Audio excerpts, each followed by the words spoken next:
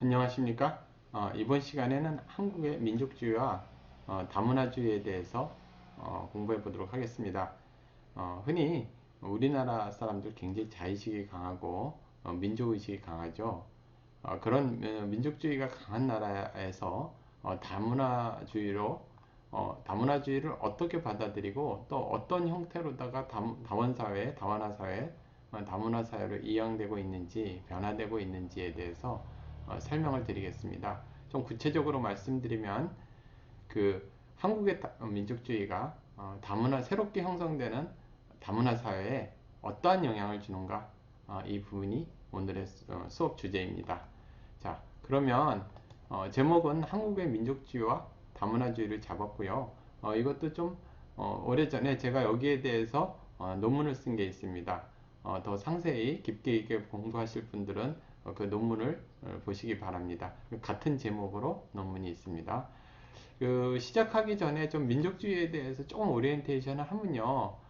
서양에서 말하는 민족주의, 요즘은 뭐 민족주의라는 말을 잘 사용하지 않습니다. 그런 지 굉장히 오래됐습니다. 근데 서구에서 말하는 그 민족주의는 크게 세 가지로 나눕니다. 영국, 프랑스형이 있고요. 두 번째는 독일형이 있고, 마지막 동유럽형이 있습니다. 이 영국, 프랑스형을 시민형 민족주의라고 이야기를 합니다. 뭐냐면 그 자유민주주의 체제, 프랑스 대혁명 이후로 자유민주주의 체제가 형성되면서 그러니까 과거에는 계급을 바탕으로 그러니까 신분이 높고 낮은 사람들로 다 이렇게 보던 반면에 이제 인권을 가진 자유민주주의 체제하에서 시민으로서의 영국인이다. 또 시민으로서의 프랑스인이다. 이렇게 이제 좀 시민권을 바탕으로 보는 거죠. 그러한 시민의식을 바탕으로 보는 거죠. 시민권을 바탕으로 보는 것이 영국 프랑스형입니다. 시민형 그, 민족주의라고 이야기를 할 수가 있고요. 반면에 독일은 오랫동안 영국이나 프랑스에 비해서 굉장히 나라가 분열되어 있었습니다. 작은 나라로 쪼개져 있죠. 그것이 이제 뭐 지방분권이 발달한 요인이 되기는 했지만 또 다른 한편으로는 그러고 보니까 굉장히 약했습니다. 힘이. 그래서 항상 당했죠. 그러다 보니까 독일에 있는 지도자들이나 많은 사람들이 각성을 하면서 우리도 단합해야 된다. 또 큰 통일국가를 건설을 해야 된다. 뭐 이런 측면으로 생각을 하게 된 거죠. 그랬을 때 독일형은 어떤 형태냐 하면은 혈연을 강조하게 됐습니다. 혈연. 그러니까 원래 우리 독일인들은 상당히 우수한 신체 조건과 머리와 지능과 뭐 이러한 식으로 다 접근하는 거죠. 우리는 이렇게 같은 핏줄이다. 이렇게 단결하라. 그래서 우리는 산업화도 할 수 있고 또 뭐 근대화도 할 수 있고 우리도 잘 살 수 있고 영국과 프랑스가 못한 그러니까 따라가서 얼른 따라잡고 또 그러한 어, 경제적 번영도 이룰 수 있다. 이렇게 강조한 거죠. 혈연을 강조한 거고요. 세 번째는 동유럽형이라고 이야기할 수 있습니다. 동유럽은 항상 이쪽 영국이나 프랑스, 독일에 의해서 늘 침범을 받아왔고요. 또 오랜 역사 속에서 북쪽으로는 뭐 흉노라든지 그러니까 훈족이죠. 훈족, 또 몽고, 뭐 이렇게 북방족의 침입도 상당히 받아왔죠. 항상 침략을 받아와서 이게 당하다 보니까 이 사람들은 저항적 민족주의를 발달시켰습니다. 그러니까 항상 외부로부터의 침략이 있으면 내부로 단결하게 되거든요. 어느 나라나 민족주의가 발동을 하게 됩니다. 상당 부분. 그래서 다시 정리해 말씀드리면 영국, 프랑스는 시민형이고요. 독일은 혈연형, 혈연 중심. 그래서 동유럽은 저항적 민족주의라고 말씀을 드릴 수 있습니다. 그렇다면 우리나라는 이 세 중에서 이걸 비추어서 어디와 유사할까요? 네, 그렇죠. 이 독일의 혈연 중심, 그 다음에 동유럽형이라고 저항적 민족주의 그런 성향을 가지고 있죠. 그런데 뭐 이런 서양에서 있는 이론들이나 개념들을 그대로 한국에 적용할 필요는 없고요. 이렇게 한국에 관련된 이렇게 분석을 보면 첫 번째 한국의 민족주의는 단일 민족주의. 그러니까 단일 민족주의를 강조하는데요. 그 말의 뜻은 뭐냐면 이 세 가지로 다 한국을 이렇게 해석을 하는데 첫 번째 시원주의가 있습니다. 그리고 두 번째는 근대의 산물, 그리고 세 번째는 그런 거죠. 특수성.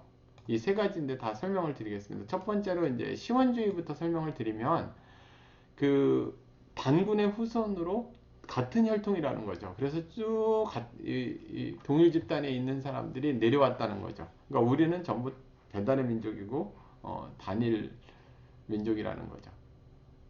그 혈통이 같다는 거죠. 그 초대 그 독립운동 하던 사람들 또 구한말에 일본이라든지 일본이 침략이 들어오고 또 이전에 또 중국이 뭐 우리나라를 갖다 항상 속국으로 생각을 하면서 강하게 침략했을 때 구한말부터 큰 자각운동이 있지 않았습니까? 그랬을 때 고안해낸 개념입니다. 우리는 단군의 후손이고 혈통이 같다. 이게 이제 시원주의 입장입니다. 그런데요, 이 부분이 이제 독립운동을 하거나 우리나라 애국심을 고취하는데 상당 부분 기여를 했고요. 일제시대 때 국가가 없었을 때 민족이 국가를 대신하기도 했습니다. 그럼에도 불구하고 문제점은 무엇이냐면 첫 번째는 실제로 순혈이라는 게 존재할 수가 없는 거죠. 순혈이. 여러분들 이 세상에 어떤 인종이나 민족이 전혀 섞이지 않고 내려올 수 있는 것이 가능하다 생각하십니까? 그게 사실상 불가능하죠. 제 얼굴을 보면 제 얼굴에 뭐 거란, 여진, 뭐 일본, 중국, 뭐 하여간 여타 모든 인종들이 섞여 있겠죠. 그 몇천 년의 역사가 내려오는데 그냥 어떻게 뭐 계속 그냥 내려왔겠습니까? 그러니까 사실 순혈이라나 순수혈통이라는 것이 존재한다는 것은 사실상 이렇게 맞지 않는 얘기죠. 이치에 맞지 않는 얘기인데 그럼에도 불구하고 우리의 조상들이 왜 그러니까 구한말서부터 상당 기간 동안에 지도자들이 왜 그렇게 시원주의나 순수 혈통주의 이런 걸 강조했냐면요. 그 약소국가일 때 저항을 하기 위해서죠. 그리고 그 흡수되지 않기 위해서죠. 우리는 중국이 아니다. 우리는 중국이 아니다. 중국의 일부가 아니다. 우리는 일본의 일부가 아니다. 이걸 강조하기 위해서 혈통에서 찾은 거죠. 그러니까 일종의 이러한 부분들은 이데올로기입니다. 상당 부분 이제 이념이라고 할 수 있는 거죠. 이게 실체 순혈이 있느냐 없느냐의 문제가 아니라 이것은 그러니까 이념이죠. 이데올로기죠. 그러니까 민족주의라는 것 자체가 이념인 겁니다. 특히 우리나라에 있어서 이제 시원주의 입장이 그런 거고요.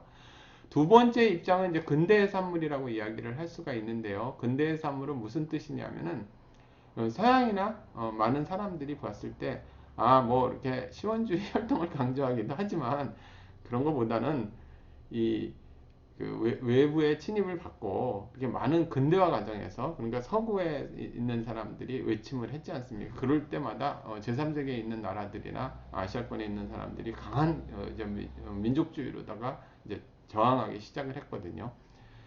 근데 일본에 의해서 이제 한국은 그 식민지가 그렇게 식민지가 되긴 했지만 결국 외부에 의해서 외부에다가 강력히 저항하는 저항적 성격이 강하기 때문에 결국 그 유형에 속한다.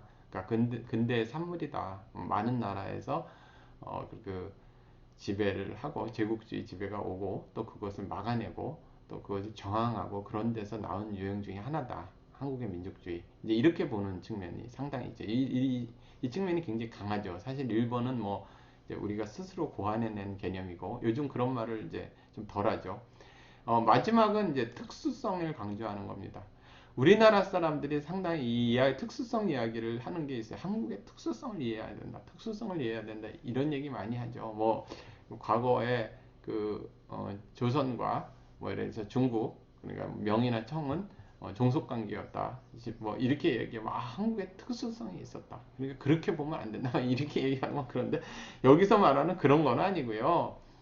그런 건 아니고 이제 그 동아시아 3국 그러니까 중국, 일본, 우리나라, 중국, 우리나라, 일본 이 나라들이 상당 부분 이렇게 한 지역에 비슷한 그 사람들끼리 그러니까 상당히 그 동질적인 사람들끼리 모여 살았다.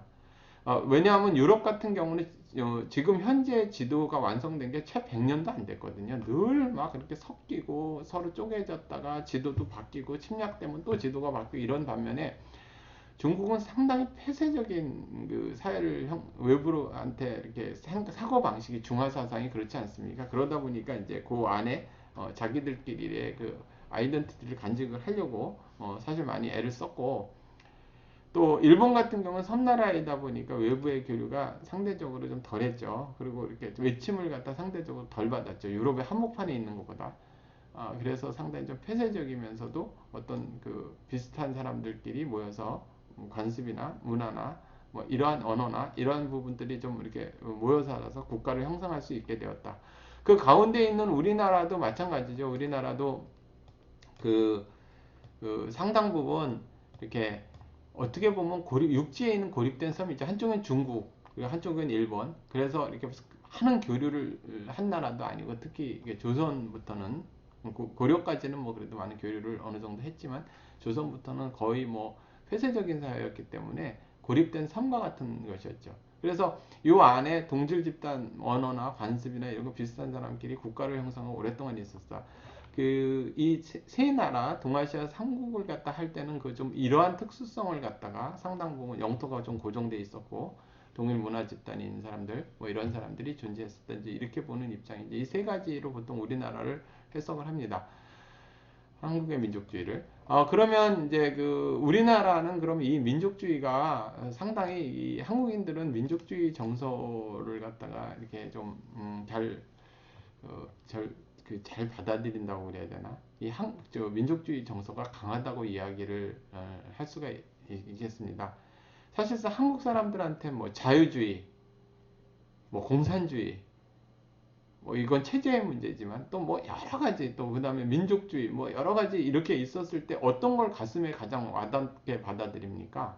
자유주의 입장에서 해외 기업들이 얼마든지 우리나라에 와서 또 기업을 만들면 그것이 우리나라 일자리 창출하고 세금 내고 그래서 좋다. 그리고 뭐 음식물도 개방해서 뭐 값싼 음식 먹고 미국 쇠고기든 뭐 칠레산 포도든 또 우리도 수출하고, 그렇게 좀 자유주의적 개방경제 형태로 좀 생각을 하자 이렇게 말하는 지도자하고, 우리는 그 근대화에 뒤져서 나라를 잃고 엄청난 고생을 했다. 노예와 같은 한국 민족이요, 다시 일어나자 이렇게 이야기하는 사람하고 앞 사람하고 뒷 사람하고 어떤 사람을 더 사람들이 선호합니까?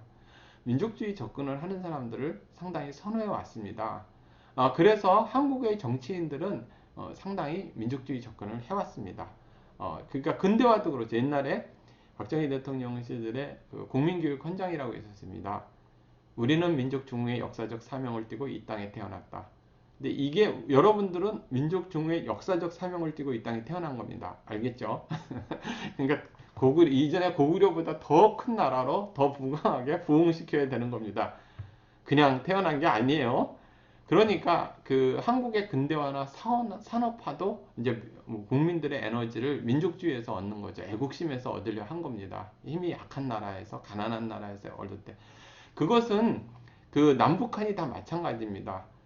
전 세계에 유례가 없을 정도로 폐쇄적 민족주의, 수령 민족주의, 주체 민족주의, 주체 사상을 만들어내서 그 억압의 도구로 다 이용할 때 그 엄청나게 항상 그 민족주의를 강조합니다.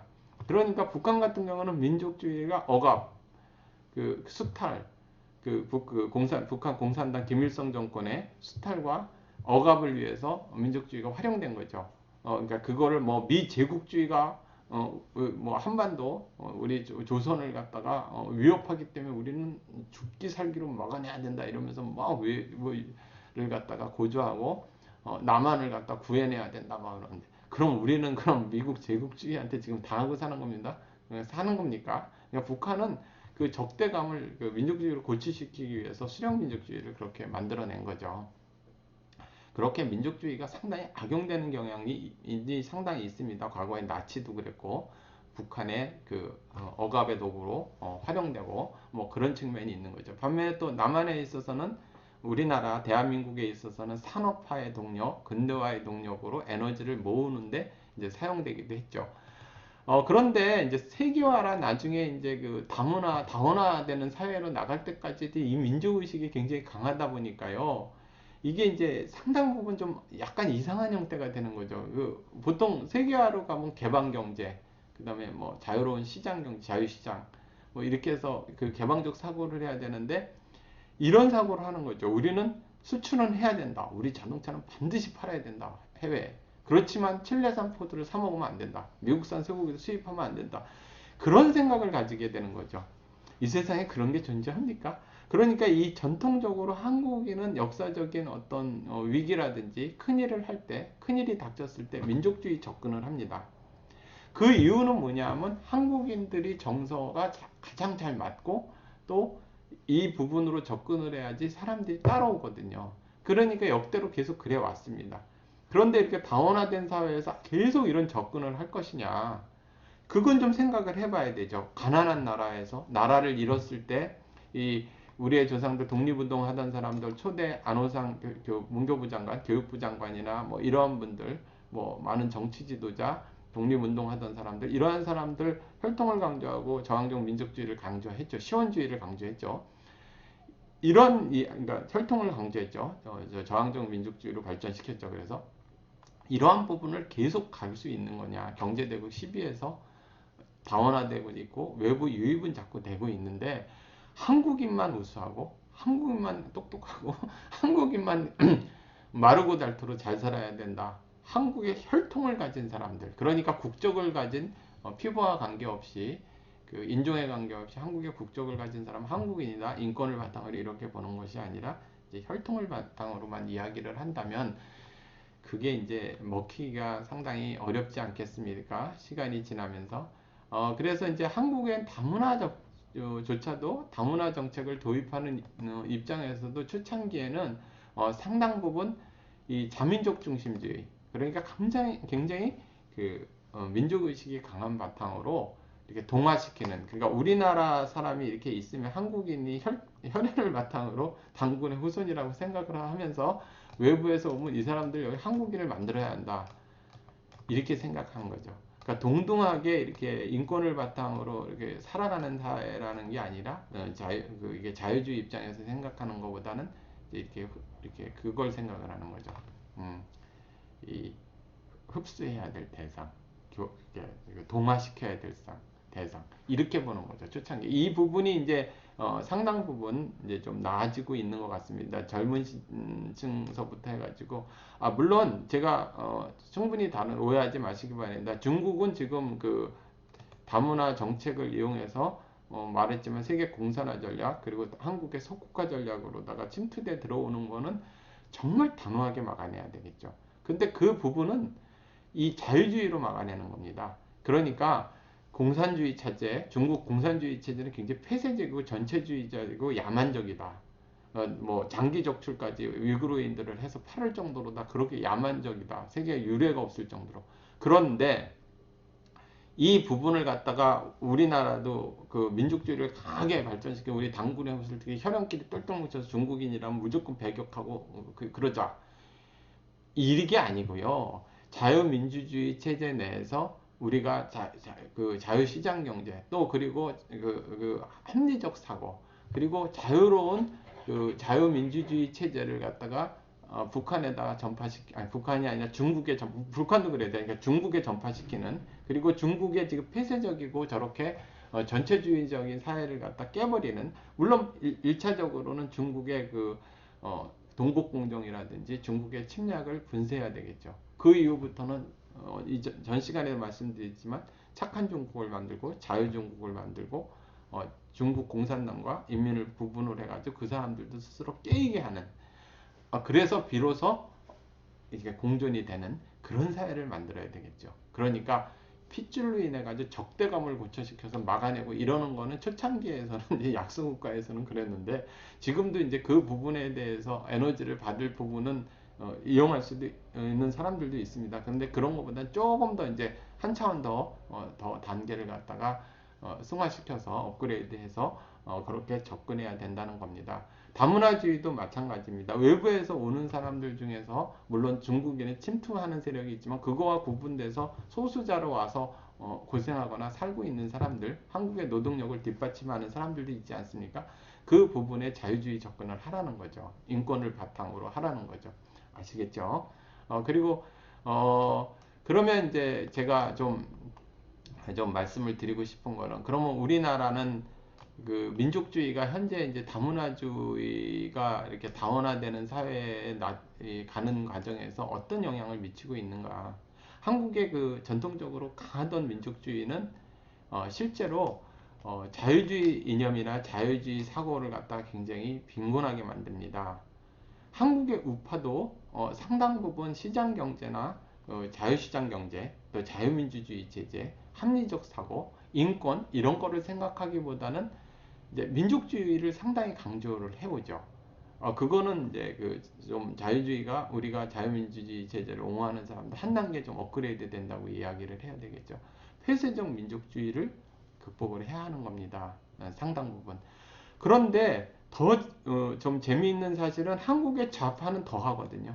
한국의 사실상 좌파는 분배를 강조하고 인권을 강조하고 소수자를 보호해주고 사회적 약자를 갖다 돌봐줘야 되는데 스스로 진보라고 말하면서 사실 진보가 아니기 때문에 이 사람들은 오히려 민족주의를 우파보다 더 강조합니다. 상당히 그 특이한 케이스예요. 한국의 좌파들은 민족주의를 더 강조해요. 원래 좌파들은 민족을 그때 강조하면 안 되거든요. 이념이 우선이고, 뭐 예를 들어서 인권이라고 그러면 그런 부분을 애써야 되는데 탈북한 사람들, 북한을 목숨을 걸고 탈출하는 사람들을 보고서 왜 조국을 배신하고 왔냐, 돌아가라 이런 말을 하는, 심지어 이런 말을 하는 좌파들도 있습니다. 그 사람들을 보면은 좀 희한한 거죠. 보듬어야 돼. 그러면서 소수자 인권이나 이런 거는 무관심합니다. 그런 부분에 있어서 오히려. 이게 좌파인지.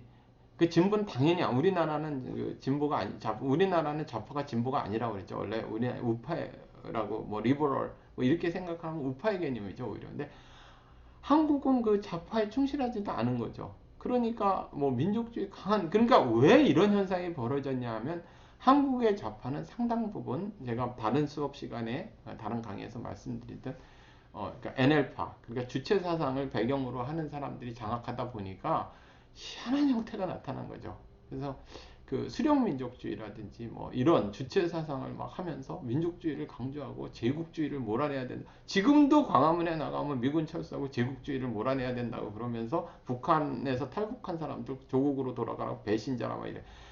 그걸 좌파라고 얘기를 해야 되는지, 정말 그 사람들은 시대에 뒤떨어진 어떤 그런 정신 그 뭐야 그 김일성주의자들이라고 해야 되나, 광신도들이라고 해야 되나, 하여간 종교 집단이죠. 그러니까 종교 집단이라고 이야기합니다. 한국의 좌파는 그러니까 그 문제가 그 심각합니다. 그 NL 주사파 때문에, 그 전통 때문에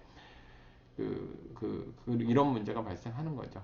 그리고 이제 좀 부연 설명드린 한국의 우파는 그 자유주의보다는 국가 발전이나 안보 이런 거에 이렇게 신경을 쓰다 보니까 좀 더 폭넓게 업그레이드가 되지 않아서 한국의 좌파도 한국의 우파도 좀 더 개방적이고 좀 더 다원화되고 좀 더 자유민주주의 체제 내에서 자유로운 사고를 하게 좀 변모가 돼야 하는 겁니다. 우파가 상당히 우수한 국민들이고 우파가 훌륭한 사람들이 많으니까 먼저 모범을 보여서 그렇게 할 필요가 있는 거죠.